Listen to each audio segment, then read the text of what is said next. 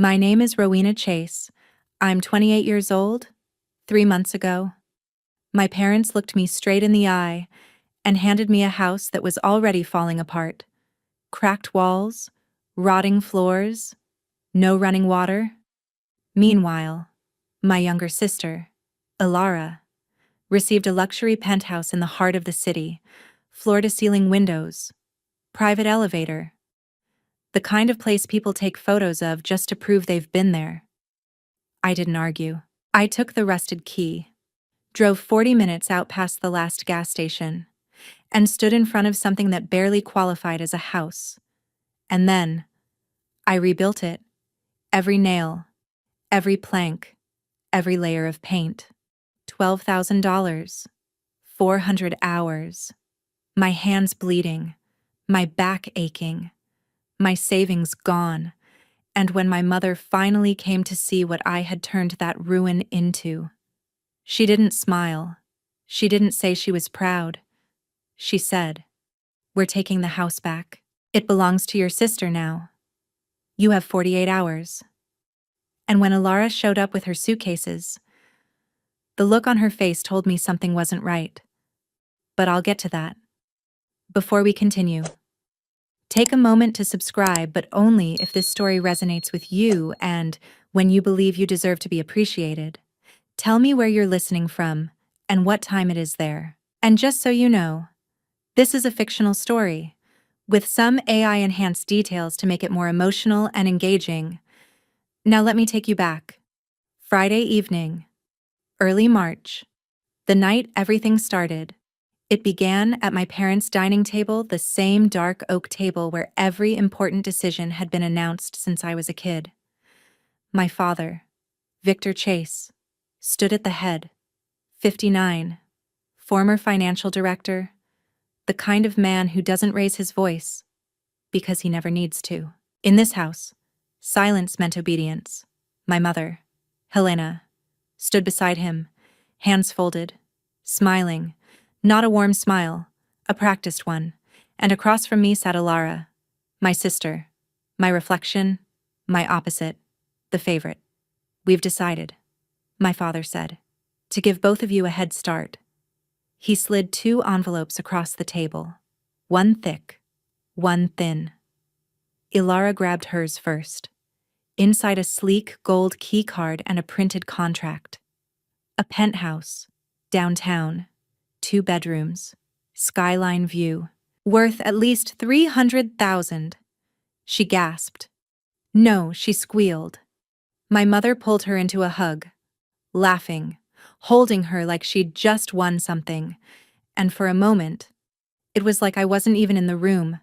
I opened mine, a single key, brown, rusted, and a scrap of paper with an address I didn't recognize. I looked up. "What is this?" My father didn't hesitate. "It needs work," he said, then added, almost casually, "But you're good with your hands." That was it. No explanation, no encouragement, just, "You're useful in a different way." I glanced at my mother. She avoided my eyes, still holding Ilara. And Ilara, she tilted her head, gave me that soft, almost sympathetic smile, and said, "At least you got something." Rowena, soft voice, gentle tone, but I saw it. That tiny flicker at the corner of her mouth. That wasn't kindness. That was satisfaction. I folded the paper, slipped it into my pocket, and said nothing. I should have, but I didn't, because I didn't know then that my father had already made his choice long before that dinner. He had gone through my grandmother's old property records, skipped over 4 decent houses, and picked the one most likely to break me. Saturday morning, I drive 40 minutes west along County Route 17 past the last row of convenience stores, past the final gas station, into a stretch of road where the houses start to disappear and the trees grow thicker, closer, like they're watching. The address leads me down a narrow gravel path, and when I see the house, I don't get out of the car. I just sit there. The roof sags on one side like it's given up. Two front windows are shattered, patched with yellowing plastic that flaps weakly in the wind. The porch steps are half collapsed, one missing entirely. Weeds, waist high, swallow the yard. The whole structure leans slightly to the right, like it's tired of standing. For a moment. I wonder if this is some kind of mistake. Then I look down at the paper again. It's not. The smell hits me before I even open the door. Mold. Rot. Something damp and old, and something else I don't want to identify. Inside. It's worse. Wires hang loose from the ceiling. Pipes are rusted through. The kitchen floor dips under my weight. The wood warped and soft like it's been soaked for years. I step back outside and sit on the one piece of porch that doesn't collapse under me. Then I call the only person I trust. Adrian Cole, 30 years old, real estate attorney, and the one person in my life who has never twisted the truth to make things easier. We met our first year of college. He's the kind of person who shows up at 2 a.m. and doesn't ask questions until after he knows you're okay. How bad is it, he asks. I look at the house. Roof's sinking, wiring's exposed. No water. There's a pause on the other end. Then, calmly. Do you want me to check the deed? Not yet. My voice cracks. And I hate that it does. I just need a minute. He doesn't push. He gives me silence.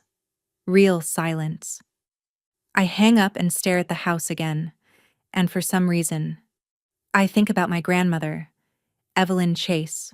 When I was 9, she taught me how to build a bookshelf in her garage.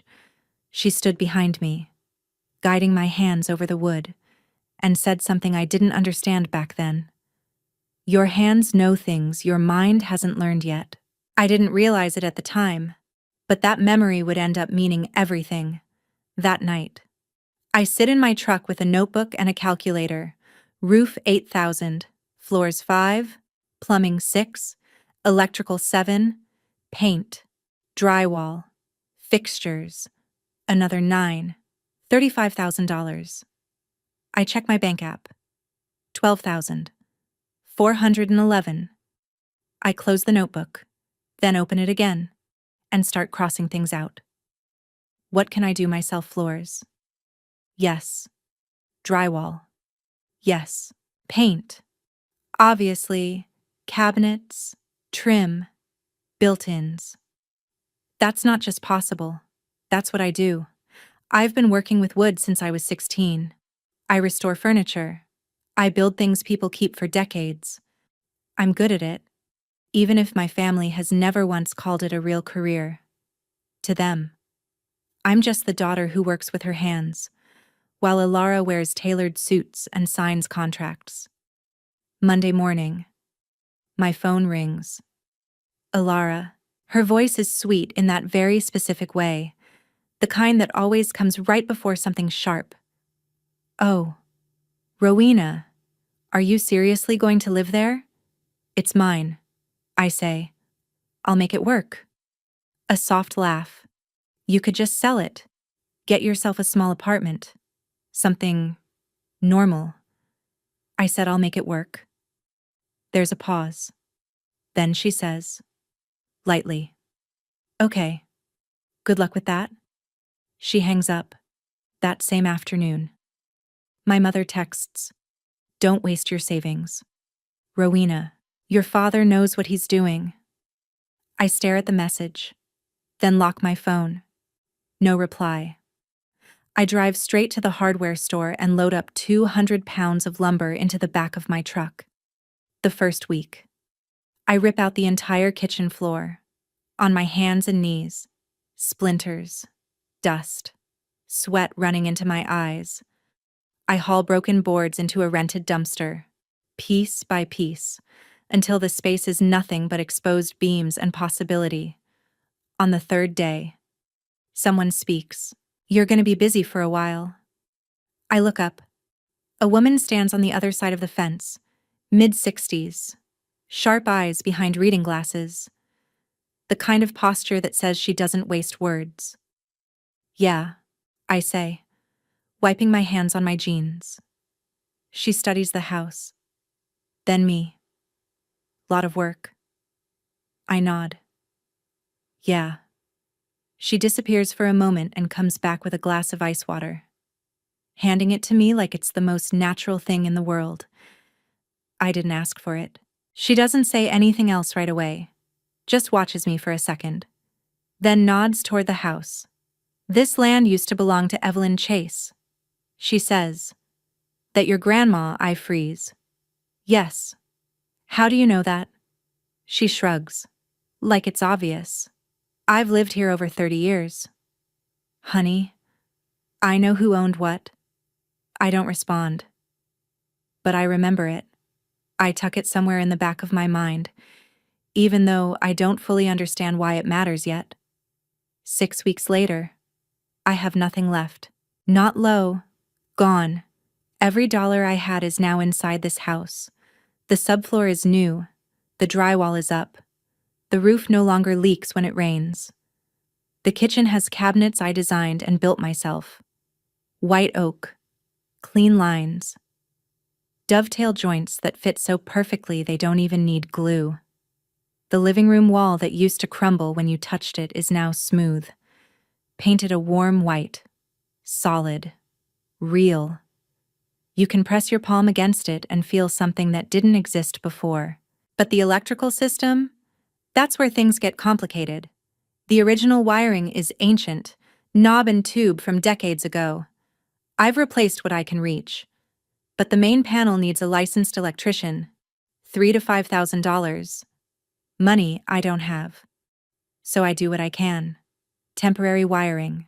Conduit. Safe enough to pass a visual check, but not permanent. Not right. I write it down in my project notebook and underline it twice. Electrical. Priority. Hire licensed electrician. As soon as possible. At night. I take on extra work. Custom cutting boards. Small furniture pieces. A reclaimed wood dining table for a couple in the next town. $60 here. $90 there. It's not enough to move forward. But it's just enough to keep the lights on. Literally. Then one Tuesday afternoon. Without warning. My father shows up. Victor Chase. No call. No message. He just appears in the doorway like he owns the place. Hands in his pockets. Eyes scanning everything. Not like a father, like an investor. He walks slowly through the living room, running his finger across the fireplace mantel I restored. Opens one of the cabinets. Lets it swing shut. He doesn't say anything. Not for a full minute. Then finally. Not bad. That's it. 2 words. I wait. For anything else. But nothing comes. Don't get too attached. He adds, almost casually. My stomach tightens. What does that mean? He looks at me. Expression flat. Unreadable. I said what I said. And just like that, he turns and leaves. I stand there, listening to his car disappear down the gravel road, and something settles in my chest, because I realize something I wish I hadn't noticed. The way he looked at this house. It wasn't pride. It was evaluation. 2 days later, I drive into the city. I stop outside Alara's penthouse to pick up a drill I lent her months ago. I text her. No response. So I call. She answers on the 3rd ring. I'm busy, she says quickly. Just leave it outside. I'll grab it later. I just need the drill. Alara. I said I'm busy. Rowena. Her voice is tight, thin, like she's holding something together behind the words. I stand there in the hallway, staring at her door. Something about the way she said it doesn't sit right. And for the first time, I don't leave. I stay where I am for a few seconds longer, then slowly step back. But before I leave, I notice something. Stacked outside her door are packages. Not 1 or 2. 11. Large ones, shoe boxes, designer bags, a flat-screen TV still sealed in foam, boxes piled so high they nearly block the welcome mat. I frown. Then I knock again. Alara, I just need the drill. I said I'm busy. Her voice sounds different now. Tighter. Stretched thin. I step back slightly. And through the narrow gap beneath the door, I see the flicker of a television. It's 2 p.m. On a weekday. Then her phone rings inside. I don't mean to listen, but I do. She picks up, and her voice drops into that quiet, urgent whisper people use when they don't want to be overheard. Mom, I just need a little more time. A pause. The credit card company keeps calling. Another pause. No, I haven't told him. Please don't tell Dad. And then I hear my mother's voice, faint through the speaker. We'll figure it out. Sweetheart, just don't tell your father. I stand there. 10 seconds, maybe less. Then I turn and walk away. Quietly. I don't knock again. I don't say anything. I tell myself it's not my business, that whatever is happening behind that door has nothing to do with me. But when I get back into my truck, something surfaces. A memory. I'm 16, standing in the kitchen, watching Alara slip cash out of our grandmother Evelyn's purse while she sleeps in the next room. A 20, then a 50. I told my father that night. I remember it clearly. The way he looked at me. Not confused. Not concerned. Angry. Stop making things up about your sister. He didn't question her. He shut me down. That was the moment I learned something I never forgot. In this family, the truth only matters when it comes from the right daughter. I sit there, hands on the steering wheel, staring out at nothing, and for the first time, a question forms that I can't ignore. How much does Alara actually owe, and what happens when my father finds out 10 weeks after I first arrived? The house is almost unrecognizable. New floors, reinforced walls, a kitchen that looks like it belongs in a design magazine, because I built every inch of it myself. I take a few photos, before and after, my hands covered in dust. Morning light pouring through the windows I replaced. I post them online without thinking much of it. But, within hours, the comments start coming in, from old classmates, from people I barely know, from complete strangers. This is incredible. You did this yourself? This is insane. For the first time in a long time, it feels like someone is actually seeing me, not as the other daughter, not as the one who was given less, just me. Then Thursday evening comes, and with it, something I wasn't prepared for. I hear the sound of tires on gravel. I step outside. My father's car pulls into the driveway. My mother is in the passenger seat. They get out like they've done this 1,000 times before, like this place still belongs to them. They don't knock. They just walk in. I follow behind them, slower, watching.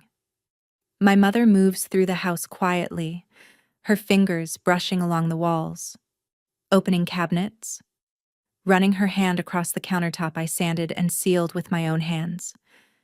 She doesn't say anything, not a single word. She just observes, like she's taking inventory. My father stops in the center of the living room like he's about to deliver a decision, not start a conversation. Your mother and I have been talking. Something in my chest tightens. About what he doesn't hesitate. Alara needs this house. For a second, I think I heard him wrong. The room feels like it shifts slightly beneath my feet. Excuse me. From the hallway, my mother's voice slips in, soft and controlled. Her penthouse. There were complications.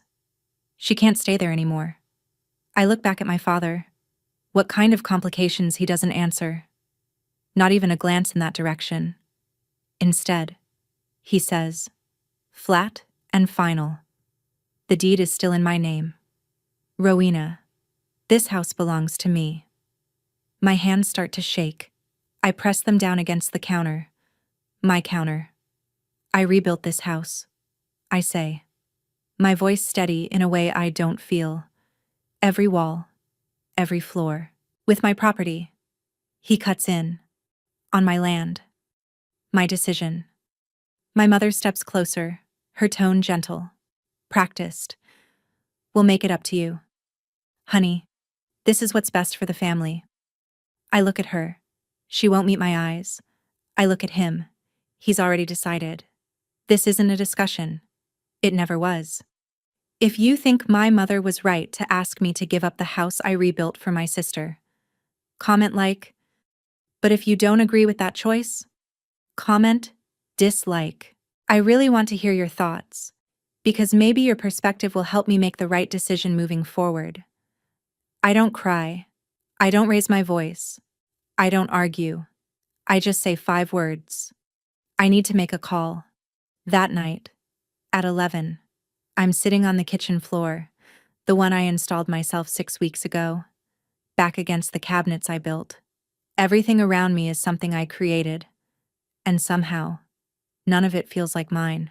I pull out my phone and call the one person who has never made me feel small. Adrian picks up on the first ring. What happened? I tell him everything.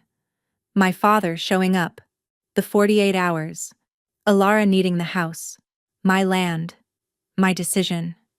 He doesn't interrupt. When I finish, there's a short silence. 3 seconds. Maybe. Then his voice changes. Calm, precise. His lawyer voice. Is the deed in his name? That's what he says. Did you ever see it? No. Any paperwork, transfer documents? Notarized copies? No. He told me he'd handle everything. That's the first problem. A pause.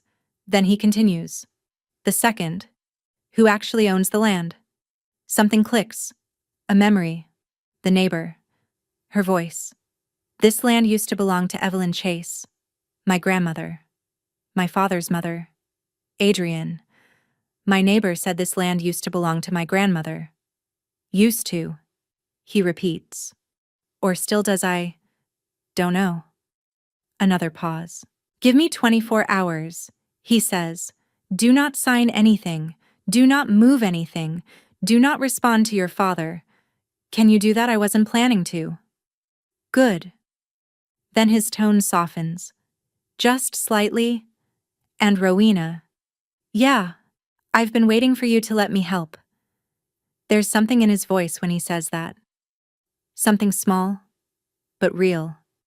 And it hits me all at once. He asked about the deed on the very first day. I brushed it off. Told myself I didn't need a lawyer. Told myself this was family, that it would work itself out. I was wrong. I end the call. The house is quiet again. At 12:30 a.m., my phone buzzes. A message from my father. Clock is ticking. I read the message once, then again, and I don't respond. For the first time in 28 years, I don't make it easier for him. By 9 the next morning, my phone is flooded. 17 unread messages. My mother first. Please don't do this to our family. Just let Alara have the house. We'll make it up to you. Then Alara. Rowena. I really need this. I'm not okay right now. Please. Then my aunt. My mother's younger sister. Your mom is crying.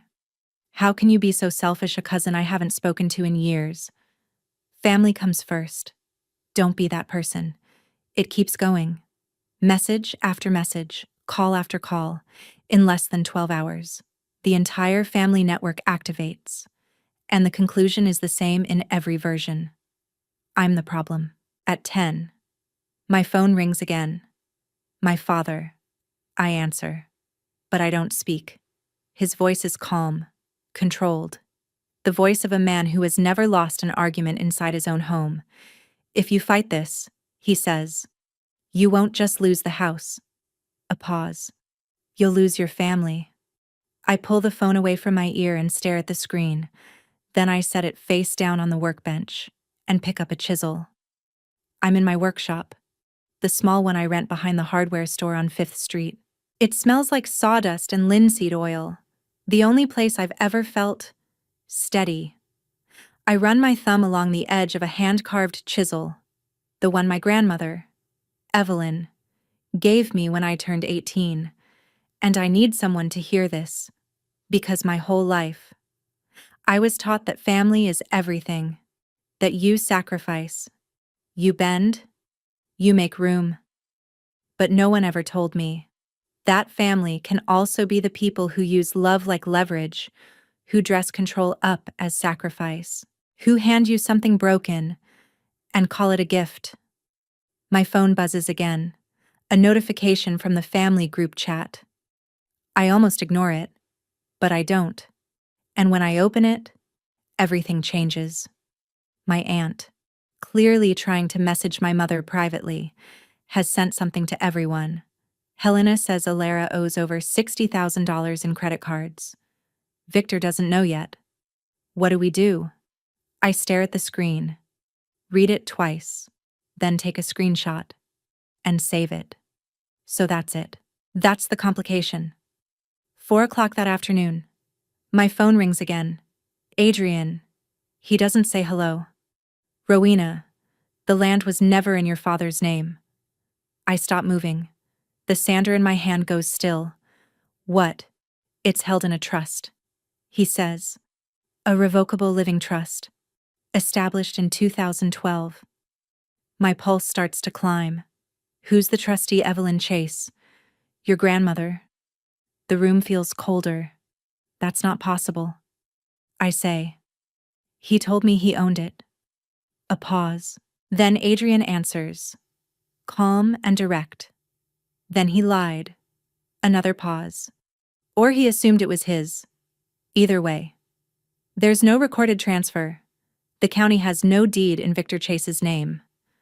I slowly sit down on the edge of the workbench, trying to process what I'm hearing, because if that's true, then everything I've been told, everything I've accepted, was never real. My mind struggles to catch up with what Adrian is saying.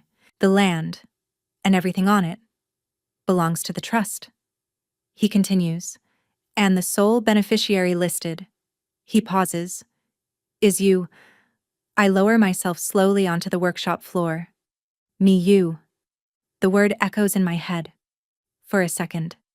Nothing makes sense. Because I haven't spoken to my grandmother in almost 2 years. Not because I didn't want to, because I was told not to. My father said she was getting confused. That calls would only stress her out. He said it so often, so casually, that eventually, I stopped questioning it, and then I stopped calling. Now my hands are shaking as I scroll through my contacts. I press her name. The phone rings. Once, twice, 3 times, 4, then hello. Her voice is softer than I remember, but steady. Grandma, it's me, Rowena. Silence. 1 second. 2. Then she says, gently, I was wondering when you'd call. Sweetheart, I can't breathe. Everything I've been holding in breaks loose at once. I tell her everything. The house, the repairs, the 48 hours, my father, Alara, all of it spilling out like something that's been waiting too long to be said. She doesn't interrupt. Not once. And when I finally stop, she speaks. I set up that trust for you. She says, not for your father, not for your sister, for you. My eyes fill instantly. The year you turned 18. Because I saw how they treated you. Baby. I saw it, and I planned for it. I press my hand over my mouth, trying to steady myself. I'm old. She continues softly, but I'm not gone. And that land, is yours. Tears run freely now. I don't try to stop them. Grandma, I don't even know what to say. There's one more thing I need to tell you, she says. A pause, but not over the phone. My chest tightens again. I'm coming to see you. Before I can respond, the line goes quiet. The next evening, Adrian sits across from me at my kitchen table, the one I built myself from reclaimed pine. He places 3 neat stacks of documents in front of me. Let's go through this carefully, he says. Stack 1, the trust deed. Evelyn Chase established a revocable living trust in 2012. She is the trustee, and I am the sole beneficiary. The document lists the exact property, the land, and any structures built on it. It's notarized, filed with the county, legally airtight. Stack 2, permits, receipts, invoices. Every single piece of work done over the last 10 weeks is under my name. When I applied for permits, I signed as the occupant, as the beneficiary, and the city approved it. Not my father. Me. Stack 3. A screenshot. The message from my aunt. Alara owes over $60,000 in credit cards. My father doesn't know. Adrian taps the first stack lightly. Your father has no legal claim here. I look up at him. He can't transfer what he doesn't own. Adrian continues. He can't evict you from your own property. I let out a breath I didn't realize I was holding. So the 48 hours, a bluff, he says. A loud one, but still a bluff. For the first time in 2 days, I can breathe. Then what do we do? Adrian leans back slightly, studying me. Nothing. Not yet. I frown. Nothing, we wait. For what? For them to make their move. Publicly. I don't understand. Why publicly? Because your father didn't just lie to you, Adrian says. He built that lie in front of everyone. He told the family this was his house, his land, his decision. He pauses. That lie needs to fall in front of the same audience. I look down at the papers again. The trust. The permits. The proof. For 10 weeks. I thought I was fighting something I couldn't win. That I was powerless. But the truth was sitting here the whole time. I just didn't know it. And now, everything is about to change. The realization doesn't feel loud or dramatic. It feels quiet, like something shifting into place after being wrong for a very long time. Adrian pauses at the door before he leaves. One more thing, he says. That temporary wiring you told me about. Get it fixed, or at least documented. Everything in this house needs to be clean. I nod. I even write it down in my notebook. But I don't call the electrician, because by the next morning, none of that matters. At 8 a.m., my phone rings. It's my aunt, my mother's sister. Her voice is low, rushed, like she's hiding somewhere she shouldn't be. Rowena, listen to me. Something in her tone makes me stand still. Your mother is planning a housewarming party. I blink. What tomorrow? At your house. My grip tightens on the edge of the counter. She's invited 20 people. For a moment, I don't say anything. A housewarming party. For Alara, I ask quietly. Yes.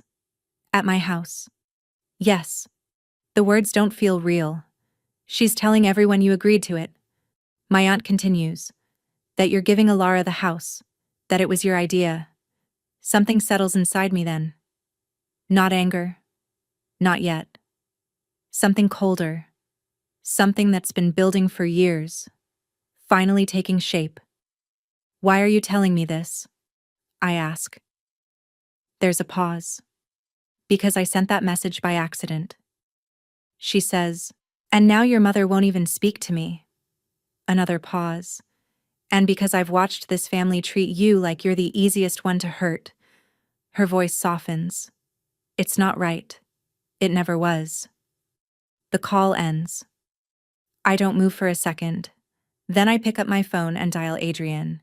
He answers immediately. It's tomorrow. I say, I'll be there. No hesitation. And your grandmother will be too.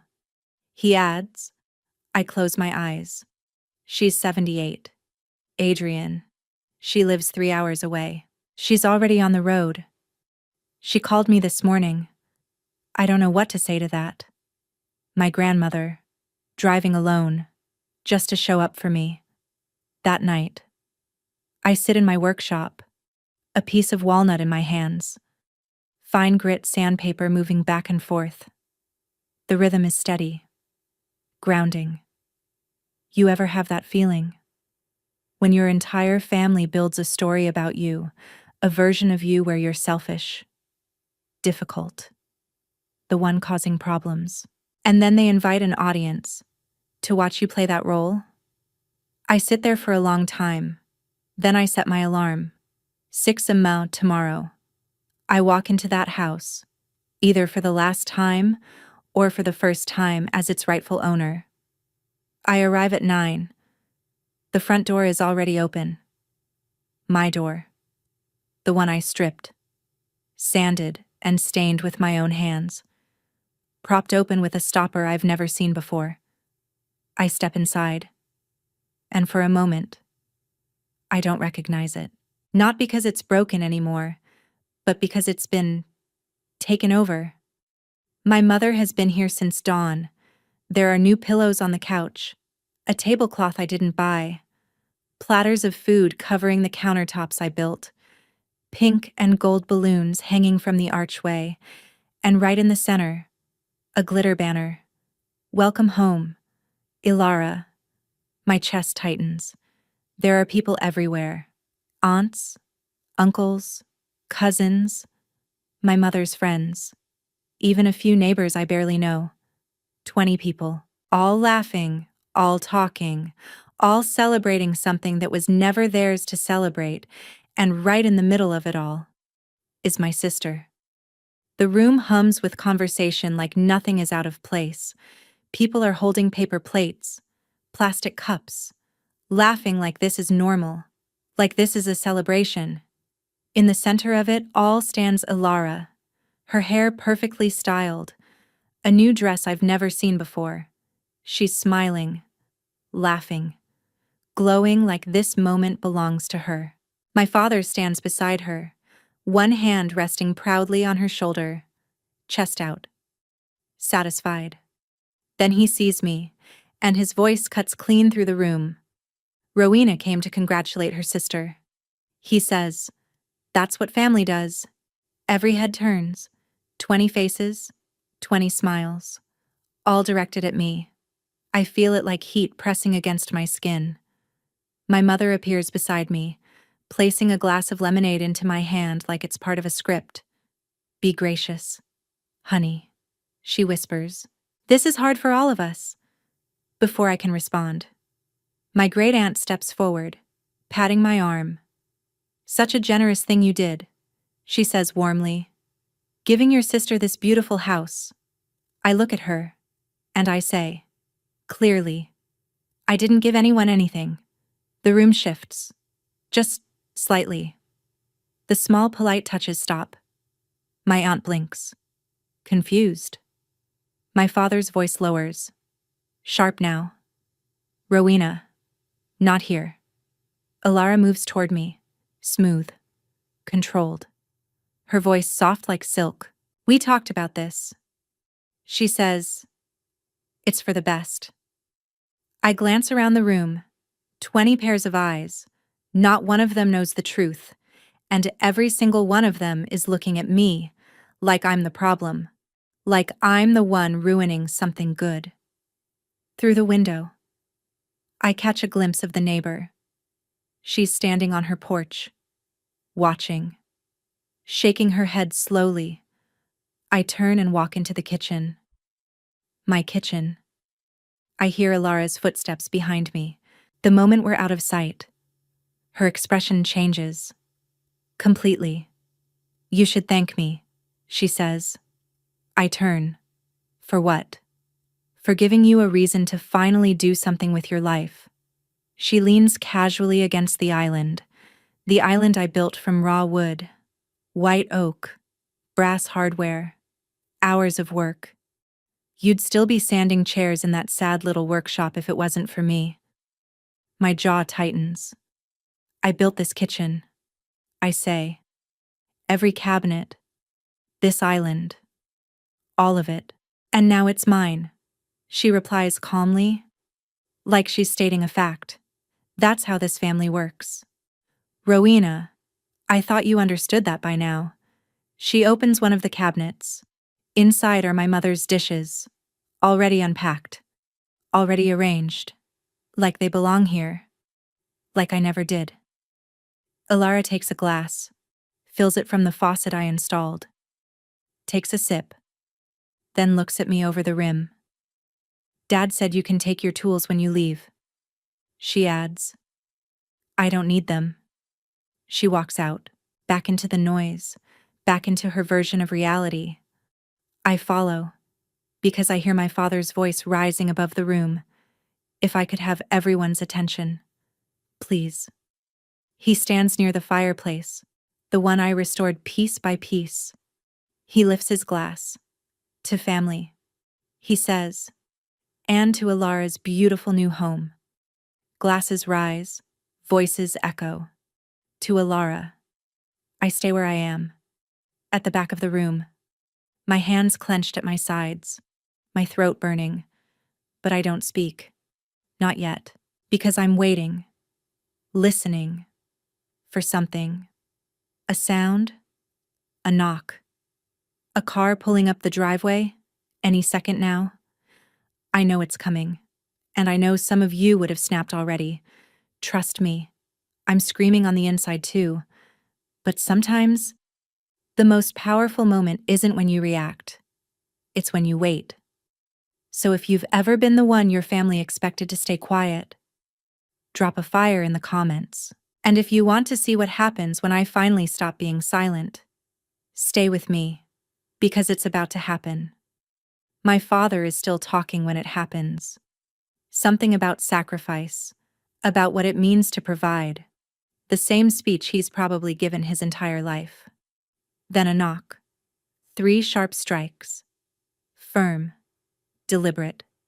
Not hesitant. Not polite. The room goes quiet for half a second. My father frowns. My mother glances toward the door. No one moves. So I do. I walk across the room, past the stairs, past the silence, and open the door. Adrian stands on the porch, gray suit, leather briefcase, calm expression, but I can see it in his posture, tight, focused, ready.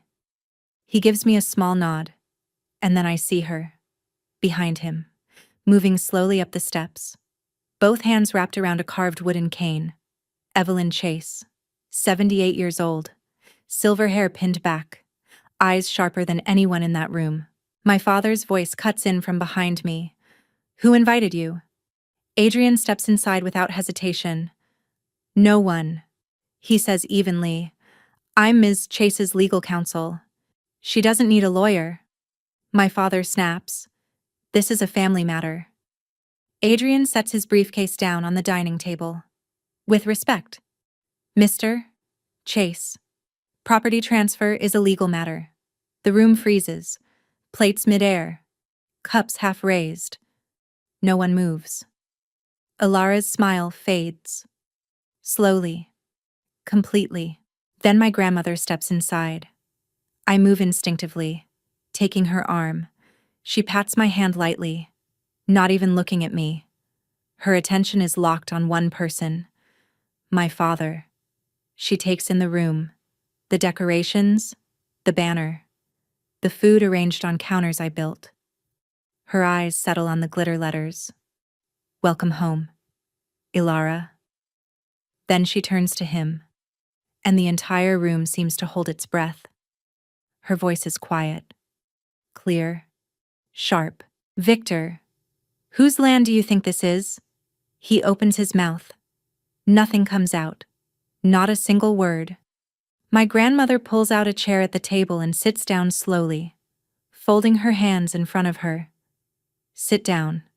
Son, she says calmly, you're going to want to sit for this. Adrian flips open his briefcase. The click echoes, louder than anything else in the room. He takes out a document. Clean. Bound. Official. He places it on the table so everyone can see the seal. If I may have everyone's attention, he says. His voice isn't raised. It doesn't need to be.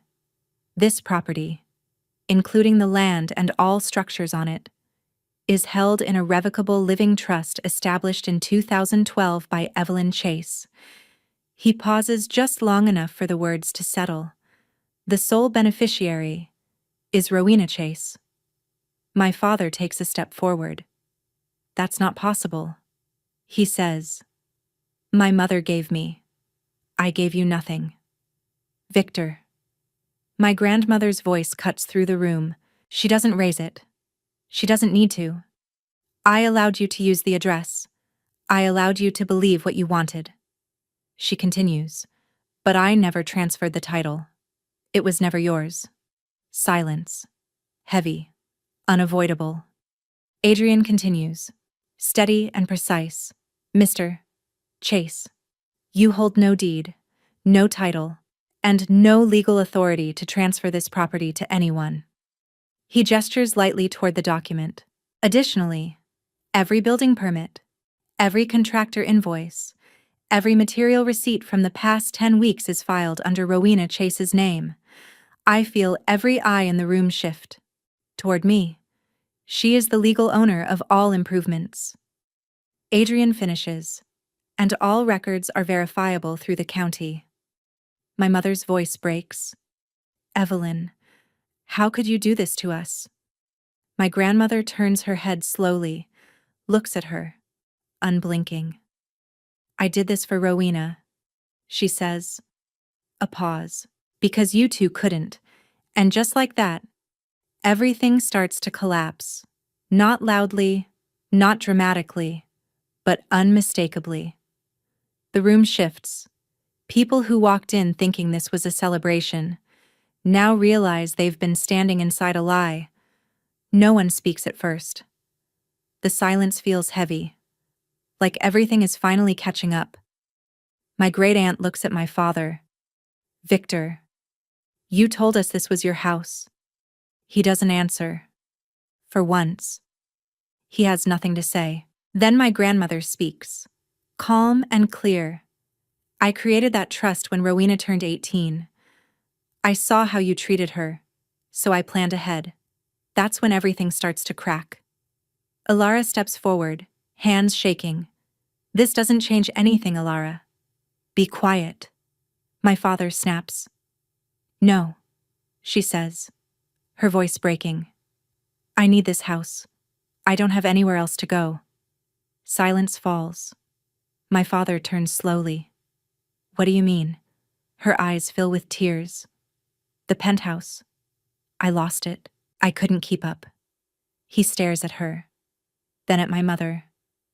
You lost the apartment? The one I gave you. My mother's voice trembles. I was going to tell you. You knew, and just like that. The truth spills out in front of everyone. Alara is crying. Real and unfiltered. My mother tries to reach for my father, but he pulls away. Around us. People shift uncomfortably. I think we should go. My great-aunt says quietly. That's enough. People start leaving. No one looks at my father or Alara. They look at me. Briefly. Then away. Within minutes. The house is empty. I stay where I am. My grandmother's hand steady in mine. My father turns to me. You planned this. I meet his eyes. No. Dad. You planned this. I just showed up. There's nothing left for him to argue. The room falls silent again. Plates sit abandoned. A balloon drifts across the floor. Outside. I can hear Alara crying in her car. Adrian steps forward, placing an envelope on the table. This is a cease and desist notice. You are not to enter this property without Rowena's consent. My father doesn't take it. The law is clear. Adrian adds. My mother looks at me, eyes filled with tears. Rowena, please. I know what she means. Please give in. Please make it easy. Mom, I love you, I say. But that doesn't mean I let you take everything from me. She breaks down quietly. My father stands and walks out without another word. My mother follows. The sound of their car fades into the distance. Then it's just quiet. Adrian rests a hand on my shoulder. You okay? I look around the room. The banner. The mess. Everything left behind. Not yet, I say. But I will be. That evening. I change the locks. Slowly. Carefully. One screw at a time. It's simple work. But it feels like drawing a line that can't be crossed again. Later. There's a knock. My neighbor stands there with a pot of yellow flowers. She sets them on the railing and looks at me. I always knew that house was yours. She says. I blink. Your grandparents built it back in 1967, she adds. I remember watching them carry the wood in. I look at the house, at everything it's been, and everything it is now, and for the first time, it truly feels like mine. The image stays with me long after she says it. I stand there holding the pot of flowers, letting it settle into something deeper than just memory. My grandparents' hands shaping these walls. My grandmother protecting it all these years without me even knowing. And now, my hands finishing what they started. I walk back inside slowly. The banner is the first thing I take down. Welcome home. Alara. The glitter flakes onto the floor as I pull it loose. Then the balloons. One by one. I pop them. The sharp sounds echo through the house, each one breaking something that never belonged here. I clear the food next, carefully packing everything into containers, handing them off to my neighbor and the woman who lives 2 houses down. Nothing goes to waste. Nothing stays that doesn't belong. By the time I'm done, the house is quiet again, clean, honest.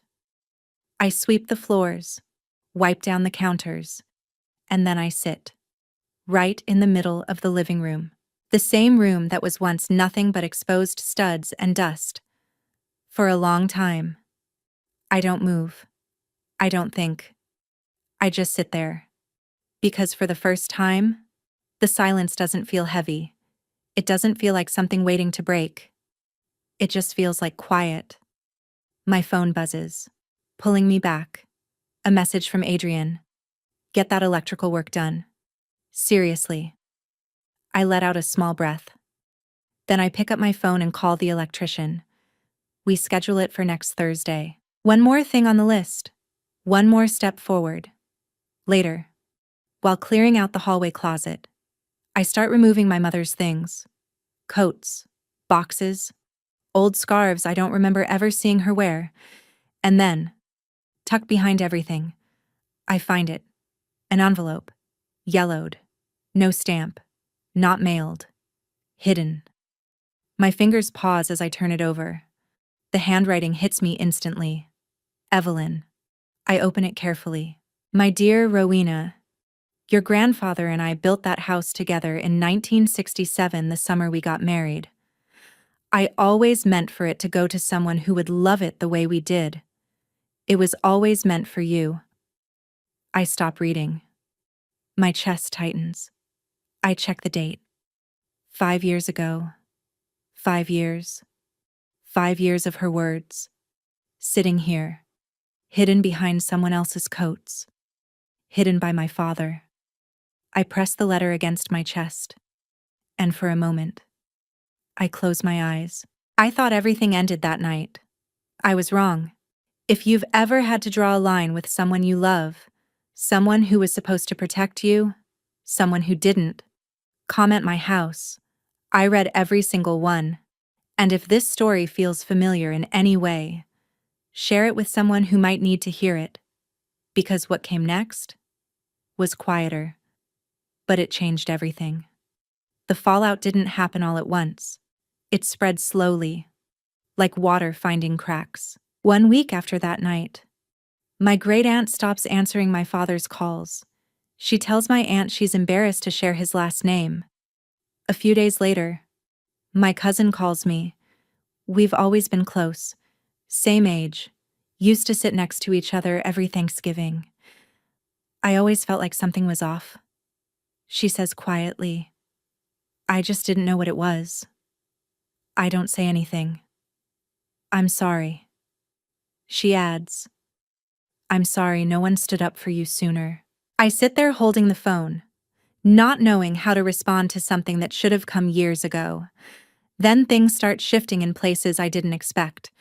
My father's position at church, gone. Not officially. No announcement. No confrontation. The pastor just stops calling. His name disappears from the bulletin, quietly, like it was never there. The image he built over years starts to dissolve. My mother disappears too. Not physically, but publicly. Her social media goes silent. No more smiling family photos. No more captions about gratitude. No more blessed to have my girls. For the first time in years, her profile picture changes. Not to a family portrait, but to a sunset. Something distant. Something quiet. Something that doesn't ask questions. And for the first time, they don't control the story anymore. Things don't explode after that day. They unravel. Slowly. Quietly. Like something that was already broken, finally being seen. Ilara gets her first call from a collections agency on a Monday morning, then another on Tuesday, then another. Without my parents stepping in to smooth things over. Every dollar of that $62,000 lands exactly where it belongs. On her. All of it. No one is catching her anymore. One morning, my neighbor leans over the fence while I'm sanding down a window frame. Your father came by last week. She says casually. I pause. What Tuesday? He stood out front for about 10 minutes. Didn't knock. Didn't move. Just looked at the house. I don't respond. He left after that. She adds. I nod slowly. I don't know what to do with that information. So I do what I've learned to do with things I'm not ready to feel. I file it away. Then something unexpected happens. An email shows up in my inbox. Subject line, feature request. It's from a reporter at Homestead and Craft magazine. She found the photos I posted, the before and after, the process, my hands in every stage of it. She wants to feature the house. She wants to interview me. She wants to know who did the work. The work my father once called a waste of time. The work he never considered a real career. I sit there staring at the screen longer than I should. Then I reply, yes, Thursday afternoon. My phone rings again. I'm in my workshop, fitting a mortise joint into a custom bookcase. The name on the screen makes my hand stop. Victor. I let it ring once, twice. Then I answer. We need to talk. He says. His voice is different, not softer. He doesn't do soft, but worn. Like something that's been used too long without care. I'm listening. I say, your grandmother isn't thinking clearly. He continues. She's old. She doesn't understand what she did with that trust. I close my eyes briefly. We should contest it. He adds, the family should have a say. I'll get a lawyer. We can fix this. No. I say. He pauses. She set that trust up with her own attorney. I continue calmly. It's been recorded for years. It's valid. Silence. I can hear him breathing on the other end. I'm your father, he says finally. That land should have been mine. I set the chisel down. It was never yours. I say. A beat. And neither am I. The silence stretches, long enough that I glance at the screen to make sure the call hasn't dropped. It hasn't. You're making a mistake, he says. The same tone, the same voice he used when I told him I was becoming a carpenter instead of following his path. Flat. Dismissive. I steady my voice. No. I say. The mistake was believing you would ever treat me fairly. I end the call. My hand trembles slightly as I lower the phone. I want to say it felt powerful. It didn't. It felt like pulling something out of a wound that had been infected for years. Necessary. Painful. Long overdue. Setting boundaries with someone you love isn't loud. It isn't satisfying. It's quiet. Lonely. And sometimes the bravest thing you can say is just enough. 2 weeks later, on a Saturday morning, I'm on the porch sealing a window frame. The sun is low. The air is still. Then I hear it. A car pulling into the gravel drive. The engine cuts. The door opens. But it doesn't close right away. I don't turn immediately. I just wait. Then footsteps. Slow. Uncertain. I look up. Ilara is walking toward me. No makeup. Hair tied back in a loose knot. Wearing a gray sweatshirt that looks too big for her. The kind of thing she would have never worn before. Her eyes are swollen. Her face tired. She looks older. Not physically, but in a way that comes from something breaking inside you. She stops at the bottom of the steps. My steps. The ones I rebuilt board by board. I'm not here to ask for the house. She says. I set the brush down. Then why are you here? She hesitates, then exhales. I don't know how to fix my life. Rowena. Her voice is raw. No softness. No performance. Just honesty. I owe $62,000. She continues. I haven't slept in a week. They call me every morning at 7. I look at her. Really look at her. And for the first time, I don't see the golden child. I don't see the one who always got more attention, more approval, more chances. I see someone who was given everything and taught nothing. Someone who never learned how to build anything for herself because she never had to. Until now. The distance between us feels smaller than it ever has, and somehow wider at the same time. I can't fix that for you, I say quietly. Her shoulders drop a little, like she expected it. And I won't. I let the words settle before continuing. But I can give you the number of a financial counselor Adrian trusts, someone who can help you figure things out. The rest, that's on you. She nods. No argument, no excuses, just a small, tired nod. She wipes her face, turns, and starts walking back toward her car. At the bottom step. She pauses. For a second.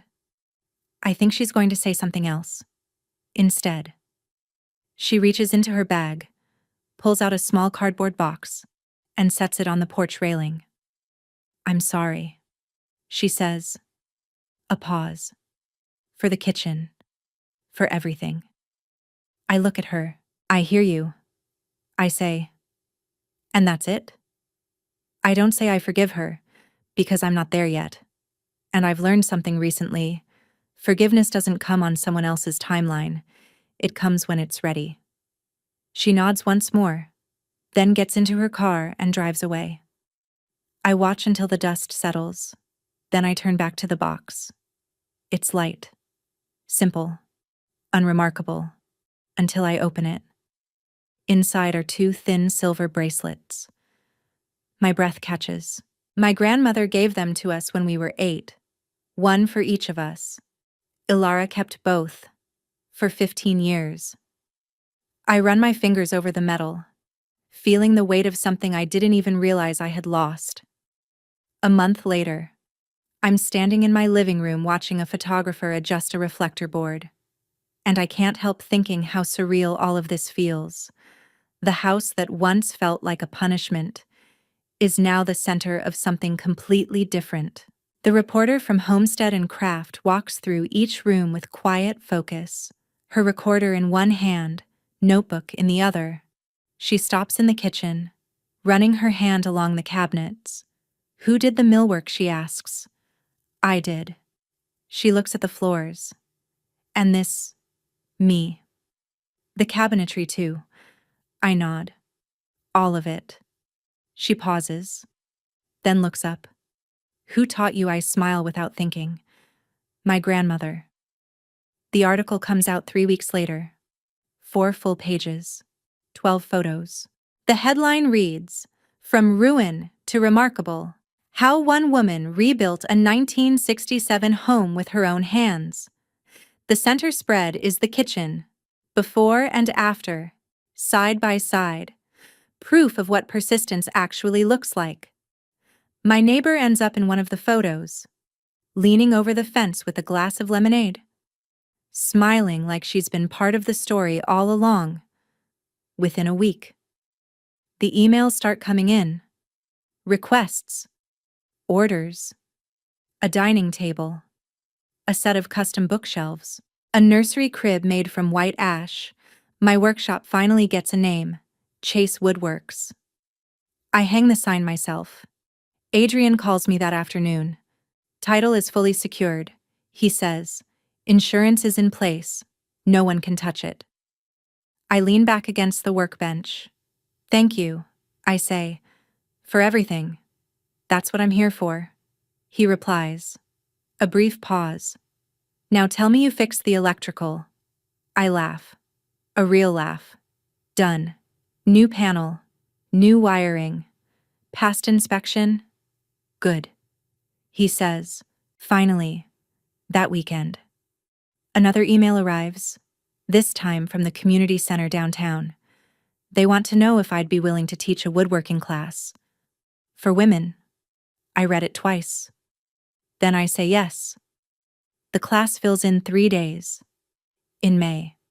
My grandmother comes to stay.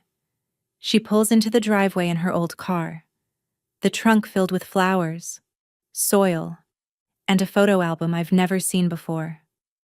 We plant marigolds in the front yard together, kneeling side by side in the dirt, just like she taught me to sand wood. Slow, steady, with your whole hand. She points to a spot near the edge of the yard. "This is where your grandfather and I planted our first garden." She says, "Summer of 1967. I press the soil gently around a seedling. Same flowers." She smiles. "Marigolds and zinnias." I nod. "I found your letter."